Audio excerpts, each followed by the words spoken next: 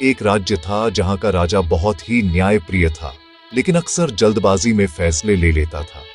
राजा के दरबार में एक बुद्धिमान मंत्री था जिसका नाम विमल था। विमल हमेशा दूर की सोचकर और धैर्य से राजा को सही सलाह देता था। एक बार पड़ोसी राज्य ने राजा को भेंट भेजी। इस भेंट में दो बेहद खूबसूरत और दुर्लभ बाज थे। बाज देखने में बिल्कुल एक जैसे थे, एकदम सफेद और ताकतवर। राजा बहुत खुश हुआ और उन्हें प्रशिक्षित करने के लिए एक अनुभवी बाज पालक को सौंप दिया। कुछ हफ्तों बाद बाज पालक राजा के पास आया और दुखी होकर बोला, महाराज, मैंने बहुत कोशिश की, लेकिन एक बाज तो बहुत ऊंचा और तेजी से उड़ रहता है, पर दूसरा बाज अपनी डाली से हिलता तक नहीं।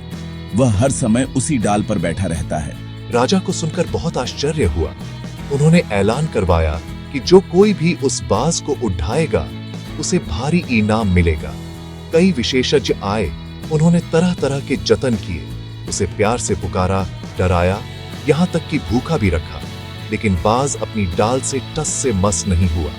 राजा ने हार मान ली और मंत्री विमल से सलाह ली। विमल ने कहा, महाराज, इस समस्या का समाधान ताकत या डर से नहीं, बल्कि सूक्ष्म निरीक्षण और समझदारी से होगा। विमल ने एक किसान को बुलवाया जो साधारण काम करता था, लेकिन जिसे प्रकृति और पेड़ पौधों का गहरा ज्ञान था।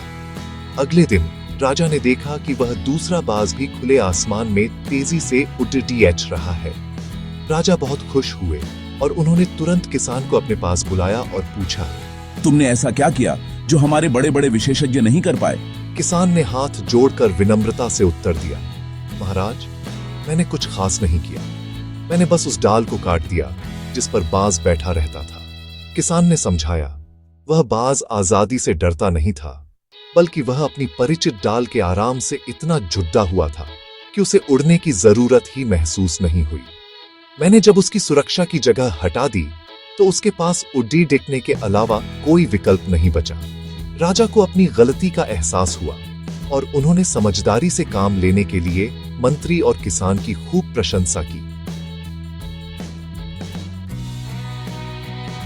बड़े बदलाव लाने के लिए हमें अक्सर अपने पुराने आरामदायक घेरे, कंफर्ट जोन्स को छोड़ना पड़ता है। जीवन में कई बार समस्या की जड़ को समझना ताकत लगाने से कहीं ज्यादा महत्वपूर्ण होता है।